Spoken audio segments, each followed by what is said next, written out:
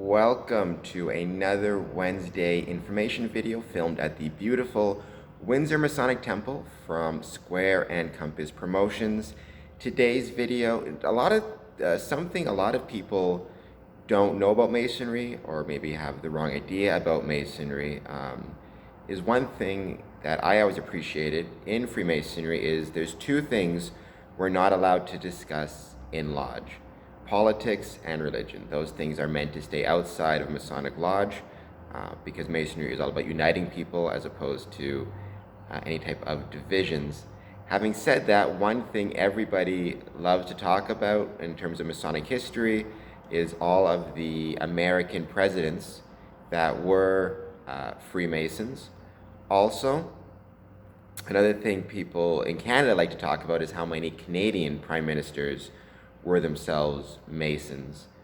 And being the time of year it is where everybody's talking about the American presidential elections, even here in Windsor, Ontario, we have a local election for Ward 7 City Council. I thought it would be really cool to take a few moments and list out all of those American presidents and Canadian prime ministers who were Masons. In terms of from the United States of America, the most famous was probably George Washington, the first president who was also a Mason. And then you have James Monroe, Andrew Jackson, James K. Polk, James Buchanan, Andrew Johnson, James Garfield, William McKinley, Theodore Roosevelt, William H. Taft, Warren G. Harding, Franklin Roosevelt, Harry Truman, and Gerald Ford. And actually, Harry Truman is considered the most active Mason who was also president. He was very active both in his Masonic life, and obviously when you're president of the United States, you're pretty busy, but he still found time apparently to be regularly active during his time as president.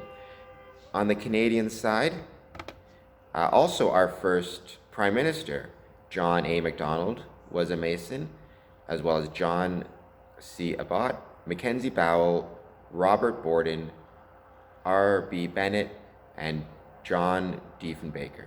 And the really cool thing about John Diefenbaker, and that's why I'm doing this video from with this picture just up top here, John Diefenbaker, brother John Diefenbaker, visited the Windsor Masonic Temple while he was Prime Minister to attend a Masonic meeting.